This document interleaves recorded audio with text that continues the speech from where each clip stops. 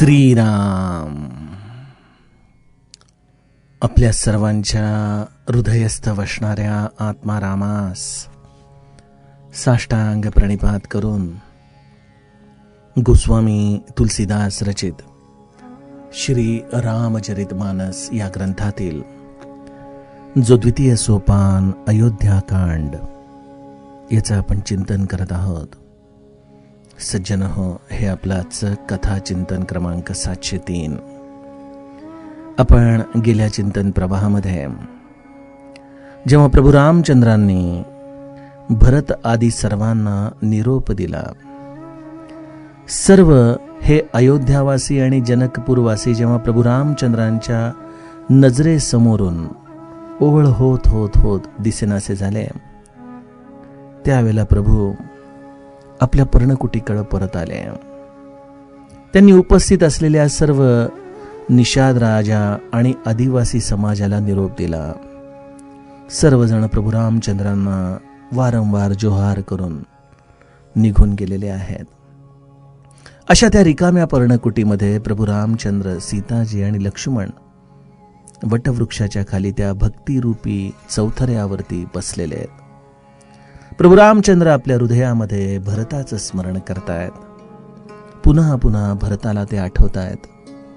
भरताचं गुण, भरताचं शील, भरताची वचनं, या सर्व गोष्टींचं चिंतन प्रभू रामचंद्र वारंवार करतायत. त्यांचे नेत्र सजल होत आहेत. जेव्हा जेव्हा प्रभू रामचंद्र भरताची अत्यंत उत्कटतेने आठवण काढत होते, चित्रकूटावरती असलेले पशु पक्षी, पाण्यातले मासे आणि सर्व जड सृष्टी देखील अत्यंत तळमळू लागायची.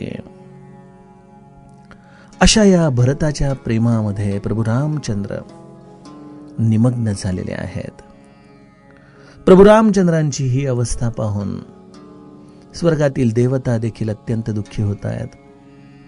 त्याच वेळेला देवतांच्या कार्यासाठी प्रभू रामचंद्रांनी केवढा मोठा त्याग केला. आपल्या परमभक्ताला प्रभू रामचंद्रांनी किती सुंदर समजावून परत पाठवलं. या भूमिकेतून स्वर्गातील देव पुष्पवृष्टी देखील करतायत आणि सूक्ष्म रूपाने भगवंताच्या समोर येऊन आपल्या मनातला भाव देखील व्यक्त करतायत की प्रभू, आम्ही अत्यंत आतताईपणाने वागतो आहोत, परंतु आम्हाला अत्यंत भीती आहे हो. आम्ही नीट राहू शकत नाही. आपण आमचे रक्षण करणार असं वचन दिलं आहे, म्हणून आम्ही तुम्हाला पुनश्च एकदा प्रार्थना करायला आलो की आपण या देवतांच्या रक्षणाचं कार्य त्वरेने करावं. प्रभू रामचंद्रांनी सर्वांना आश्वस्त केलंय. सर्वांना सांगितलं की आपण अजिबात काळजी करू नका. सर्व देवता अत्यंत प्रसन्न होऊन पुन्हा स्वर्गाच्या दिशेने जात आहेत. गोस्वामीजी म्हणतायत, प्रभू रामचंद्र, सीताजी आणि लक्ष्मण या पर्णकुटीमध्ये असे शोभत आहेत जणू काही वैराग्याने लक्ष्मणाचा देह धारण केलाय, भक्तीने सीताजींचा वेश धारण केलाय, तर ज्ञान प्रभू रामचंद्रांच्या रूपाने तिथे नांदत आहे. अशा या त्रिवेणी संगमाचं या चित्रकूटावरती वास्तव्य या पर्णकुटीमध्ये शोभून दिसत आहे. प्रभू रामचंद्र आणि भरताच्या या निरोपाचा हा अंतिम टप्पा गोस्वामीजींनी आपल्याला सांगितला. आणि आता आजपासून पुढं भरतजींचं हे चरित्र अयोध्येच्या दिशेने जाणार आहे, ते गोस्वामीजी गाऊ लागतात. मुनी महिसूर गुर भरत भुआलू, राम बिरह सबू साजू बिहालू, प्रभु गुण ग्राम गनत मन माही, सब चुपचाप चले मग जाई, जमुना उतरी पार सब भयऊ, सोबासर बिनु भोजन गयऊ, उतरी देव सरी दूसर बासु, राम सखा सब किन्ह सुपासु सई उतरी गोमती नहाए। चौथे दिवस अवधपुर आए। जनकु रहे पुर बासर चारी। राज काज सब सांझ संभारी। सौंपी सचिव गुर भरतहि राजू। तेरहुति चले साजी सबु साजू। नगर नारी नर गुर सिख मानी। बसे सुखे न राम रजधानी। राम दरस लगे लोग सब करत नेम उपवास। तज तज भूषण भोग सुख जियत अवधि की आसियावर। रामचंद्र प्रिय हो।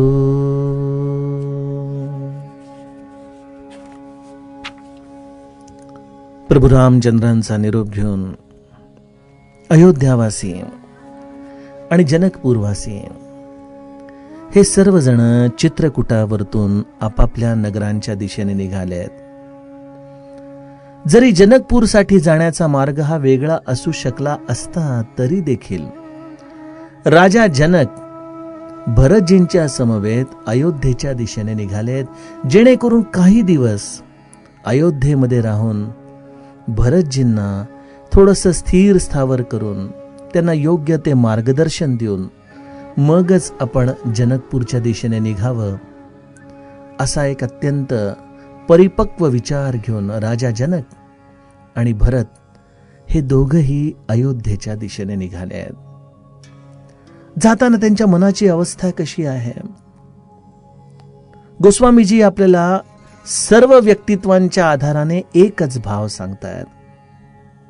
मुनी मही सुर गुर भरत भुआलू. राम बिरह सबु साजु बिहालू. मुनी जे खरं तर तपस्वी आहेत, ब्राह्मण जे या पृथ्वीवरचे चालते बोलते देव आहेत, गुरु वसिष्ठजी जे त्रिकाल ज्ञानी आहेत, संत शिरोमणी भरत आणि ब्रह्मनिष्ठ राजा जनक, असे हे वेगवेगळ्या स्तरावरचे सर्व जीव, परंतु या प्रत्येकाच्या अंतरंगामध्ये एकच अवस्था आहे. राम बिरह सबु साजु बिहालू. सर्व समाज प्रभू रामचंद्रांच्या विरहामध्ये विवळ होत आपल्या आज अंतरंगामध्ये ते दुःख अनुभवतोय.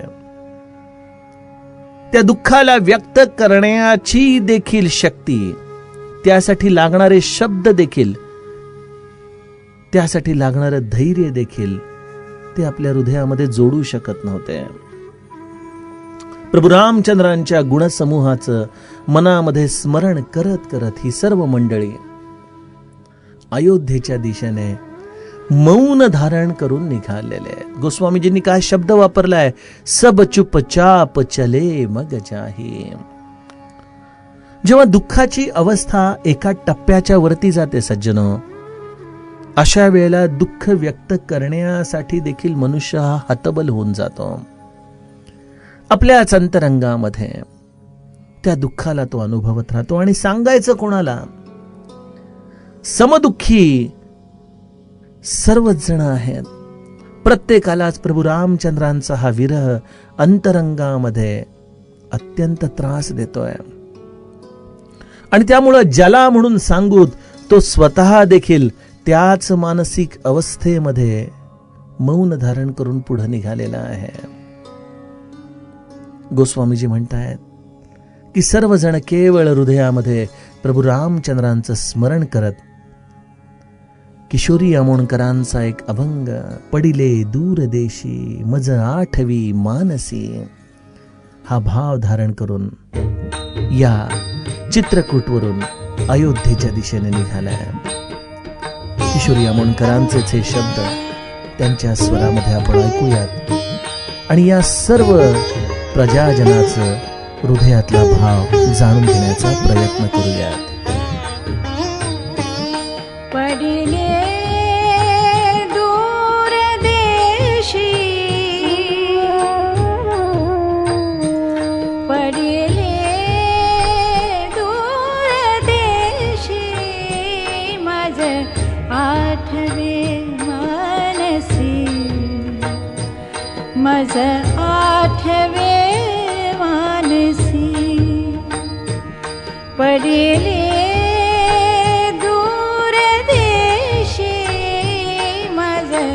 आठवे मानसी. नको नको हा वियोग, कष्ट होता ती जीवासी. पडिले दूर देशी. विरह तर केवळ देहाचा झालेला आहे. हा देह अयोध्येच्या दिशेने निघालाय, परंतु मन मात्र चित्रकूटावरतीच कुठेतरी रेंगाळतंय. दिनु तैसी रजनी, दिनु तैसी रजनी, झाली गे माये. दिनु तैसी रजनी, झाली अवस्था लावून गेला. आ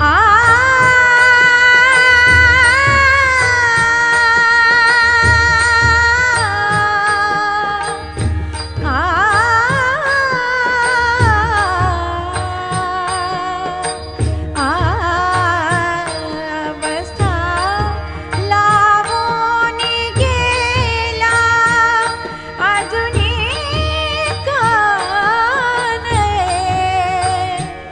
पडिले दूर देशी, माझ आठवे मानसी, माझ आठवे मानसी. पडिले दूर देशी, माझ आठवे मानसी. नको नको हा वियोग, कष्ट होता ती जीवासी. पडिले दूर देशी. दिनु तैशी रजनी, रात्र आणि दिवस एकच मनाची अवस्था, अखंडपणे ती केवळ विरहाची. गरुड वाहना गंभीरा, ये गादा तारा.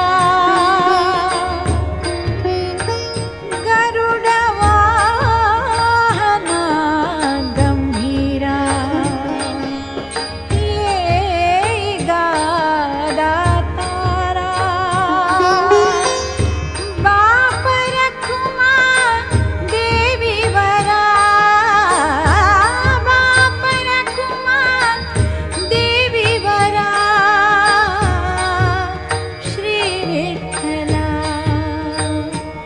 विठ्ठला श्री विठ्ठला. पडिले दूर देशी, माझ आठवे मानसी, माझ आठवे मानसी. पडिले दूर देशी, माझ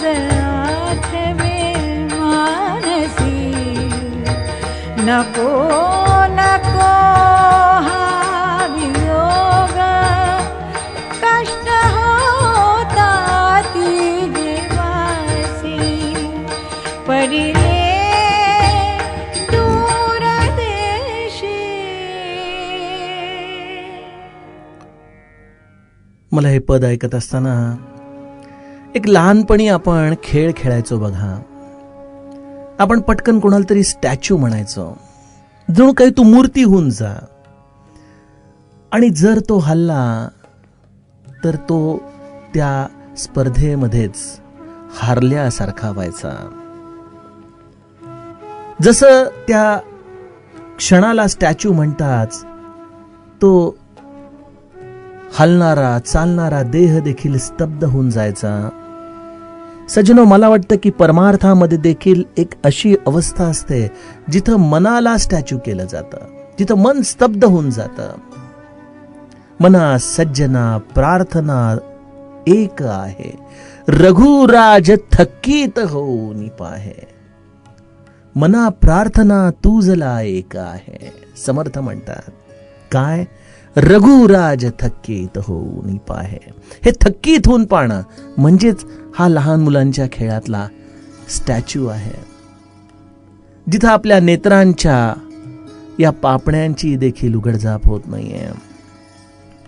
तशी ही मनाची अवस्था सर्व दृष्टीने प्रभू रामचंद्रांच्या स्मरणाने व्यापून जाते. आणि या अवस्थेचं जर आपल्याला मोजमाप आपल्या जीवनामध्ये करायचं असेल ना, तर सज्जनो, जीवनामध्ये जी आपली इतर इंद्रिय आहेत त्यांची भूक लागण्याची स्थिती ज्या वेळेला ते स्वाभाविकपणे विसरतात, तेव्हा समजावं की मनाला आम्ही थोड्याफार प्रमाणात का होईना स्तब्धता प्राप्त करून घेतलेली आहे. आपण बघतो ना की घरामध्ये कोणी आजारी असेल, जेव्हा आपलं सगळं मन त्या व्यक्तीच्या अवतीभोवती घुटमळत असतं, समोरचं अन्न आपल्याला गोड लागत नाही का? पोटात भूक नसते का? असते. परंतु त्या इंद्रियाला त्याच्या असलेल्या या उपहाराला ग्रहण करण्याची इच्छा होत नाही, कारण आपलं मन त्या व्यक्तीच्या भोवती घुटमळत राहतं. सज्जनो, इथं देखील या अयोध्यावासियांचं सर्व मन जणू काही ते त्या चित्रकूटावरती सोडून आलेले आहेत, आणि त्यांना एक स्तब्ध अशी मनाची अवस्था प्राप्त झालेली आहे. त्या अवस्थेमध्ये ते सर्वजण अयोध्येला निघतायत. पावलं तर चालतायत, बुद्धी दिशा तर दाखवतीये, परंतु मन मात्र चित्रकूटाला सोडून यायला तयार नाहीये. आणि मी आपणास म्हटलं त्याप्रमाणे इंद्रियांनी देखील तिथं उपवास करायला सुरुवात केली आहे. श्री महाराज म्हणायचे की उपवास करणं आणि उपवास घडणं यामध्ये थोडासा फरक आहे. आपला उपवास करणं म्हणजे काय हो? चव बदल हाच आपला उपवास आहे, होय की नाही? परंतु जेव्हा भगवंताच्या भजनामध्ये खाण्याची इच्छा संपून जावी, घड्याळाच्या काट्यांकडेच मुळी आपलं लक्ष जाऊ नये, अशी या देहभान हरपल्याची स्थिती, त्यामध्ये घडलेला उपवास याची खरं मौज आहे, ही खरी श्रीमंती आहे साधकाची. आणि अयोध्यावासी सर्व मंडळी, गोस्वामीजी लिहितायत, जमुना उतरी पार सबु भय हूं, सो बासरु बिनु भोजन गय हूं. सर्वजण चित्रकूटावरून उतरत उतरत उतरत यमुना नदीपर्यंत आले. त्या दिवशीच यमुना नदी देखील त्यांनी पार केली, परंतु तो अख्खा दिवस आणि रात्री देखील कोणीही अन्न ग्रहण केलं नाही.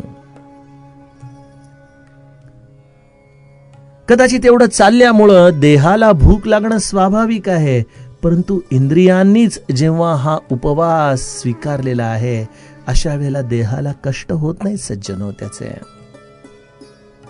सर्वजण प्रभू रामचंद्रांचं स्मरण आपल्या हृदयामध्ये करतायत.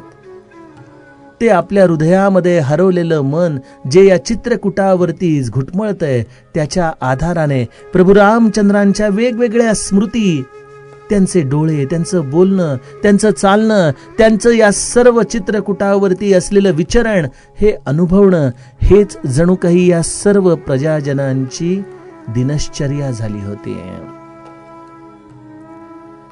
आणि त्यामुळे या देहाने त्या दिवशी अन्न घेण्याचा विचार देखील केला नाही.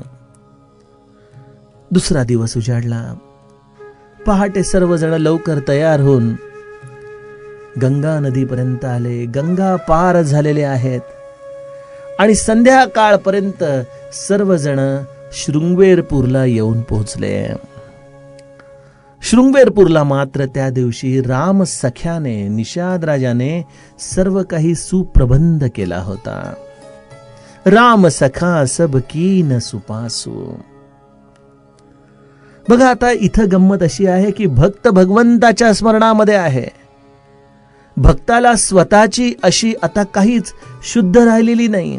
त्याला त्या दिवशी जरी भोजन मिळालं नसतं तरी देखील तो त्याच स्मरणामध्ये तसाच पहुडून राहिला असता. परंतु जेव्हा आपण अशा पद्धतीने भगवंताच्या स्मरणामध्ये लीन होतो तेव्हा भक्ताच्या क्षुधेची काळजी घेणं हे भगवंताकडे लागतं. सज्जनो,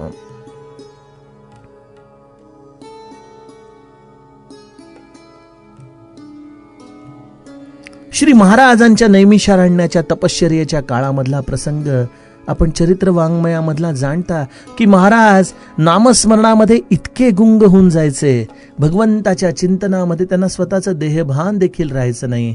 अशा वेळेला माध्यान्नाच्या वेळेस एक गाय श्री महाराज जिथं तपश्चर्या करायचे त्या गुहेसमोर यायची, हंबरू लागायची आणि जेव्हा महाराज जवळ तिच्या जायचे तेव्हा तिला स्वाभाविकपणे तिचं आचळ दुधाने वाहू लागायचं. महाराज ओंजळीमध्ये तिचं दूध घेऊन स्वतःची क्षुधा तृप्त करायचे. कोण होती ती गाय? ही प्रत्यक्ष जगदंबा जणू काही या गायीच्या रूपामध्ये येऊन महाराजांची क्षुधा तृप्ती करत असेल. कारण जेव्हा भक्त हा आपल्या स्वतःचं देहभान विसरून जातो तेव्हा त्या देहाला जगवणं, टिकवणं हे त्या भगवंताचं कर्तव्य होऊन जातं. गोस्वामीजींच्याकडून देखील एवढं महत् कार्य व्हायचं होतं रामायणाचं. म्हणून जेव्हा आई वडिलांच्या विना अनाथ झालेले हे तुलसीदास या भूमीवरती विचरण करत असायचे त्यावेळेला पार्वती माता दररोज दुपारी ह्या गोस्वामीजींची क्षुधा तृप्ती करण्यासाठी यायची.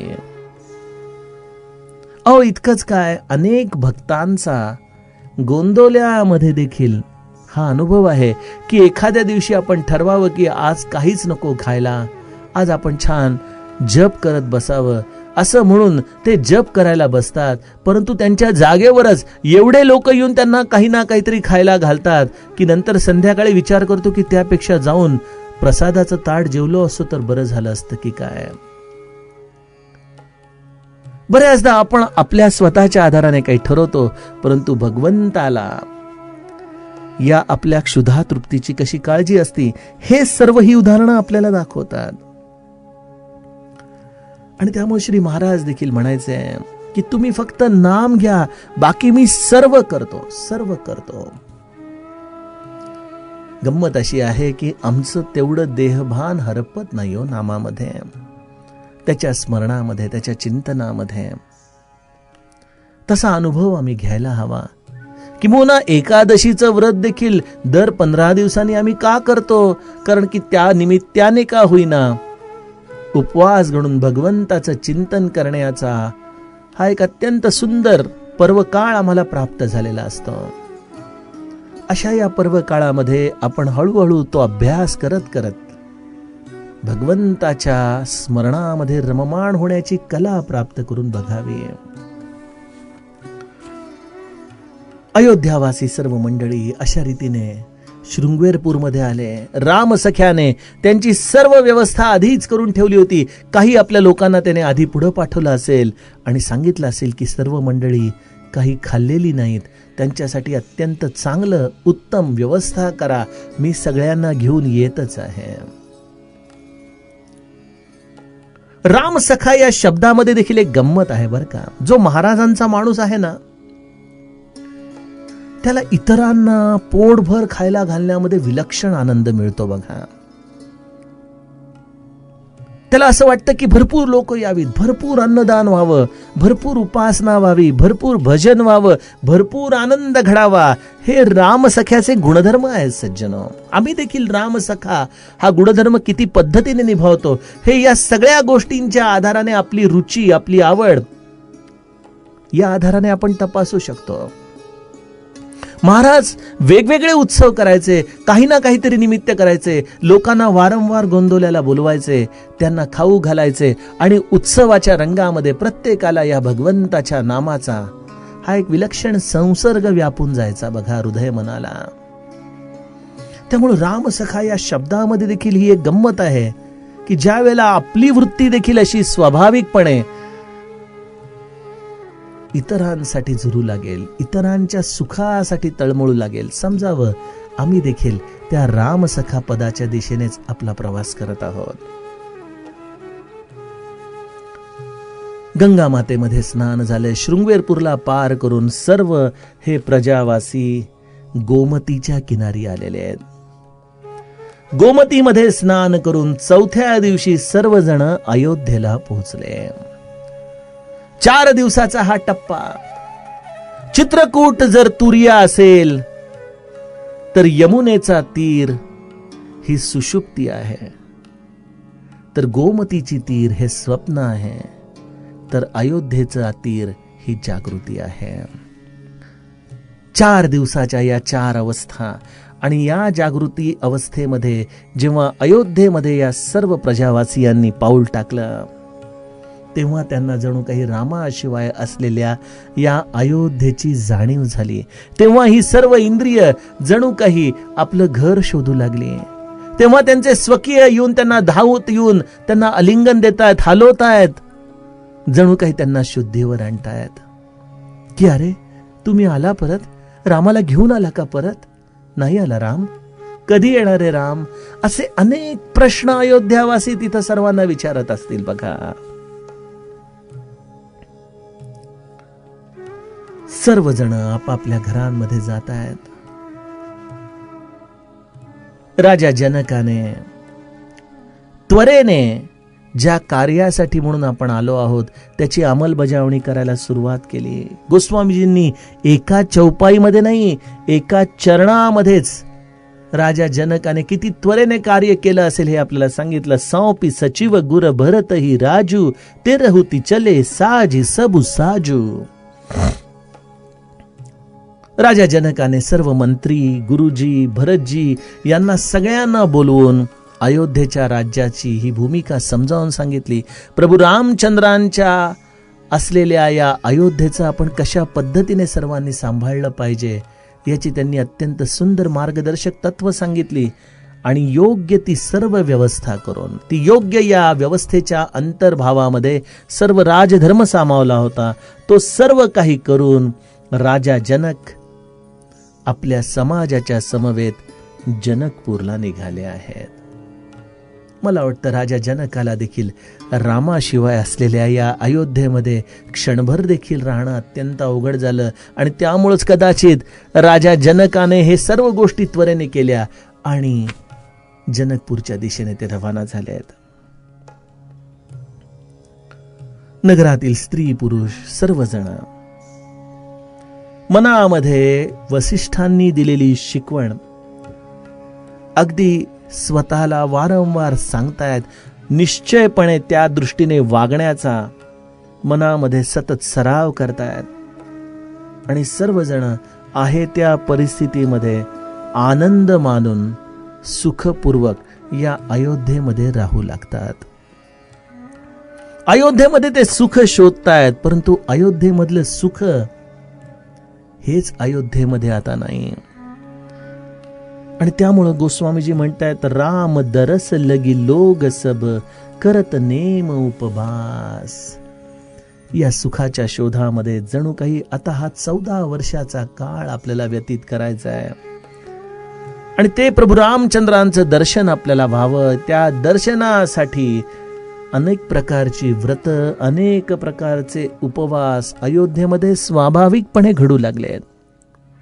कधी कोणी घरामध्ये प्रभू रामचंद्रांच्या चित्रकुटावरचा मुक्काम सांगतायत आणि सांगता सांगता सर्व घरातली लोक देहभान विसरून त्या दिवशी चूलच पेटवायला विसरून जात आहेत.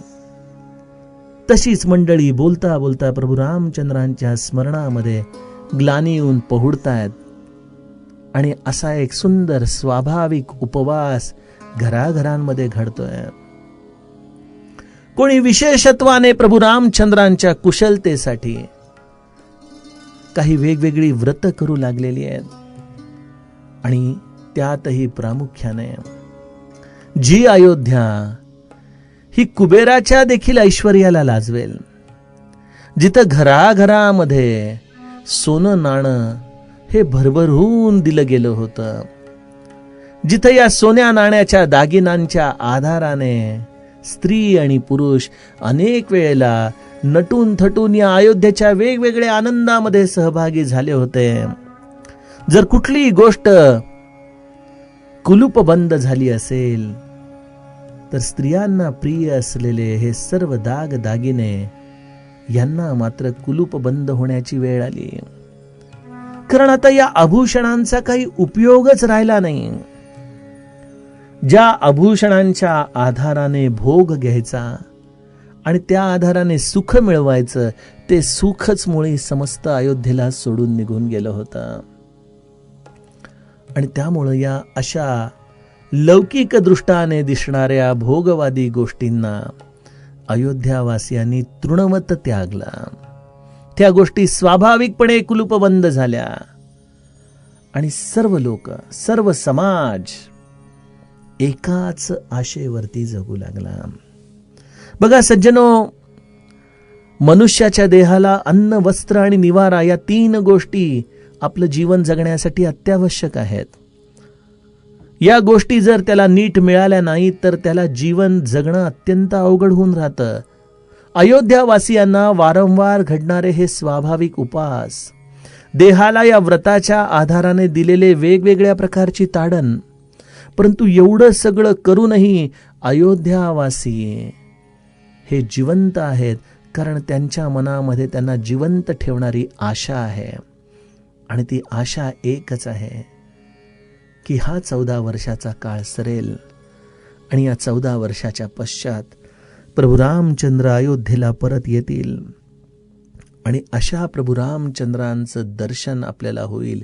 आणि या दर्शनाची आशा या सर्व प्रकारच्या शरीरासाठी प्रतिकूल असलेल्या गोष्टींमध्ये देखील अयोध्यावासियांना जिवंत ठेवत होती. सज्जनो, असा हा अयोध्येचा कथाभाग, त्यातील पुढील टप्पा आपण उद्याच्या कथा प्रवाहामध्ये बघूया. जानकी जीवन स्मरण जय जय.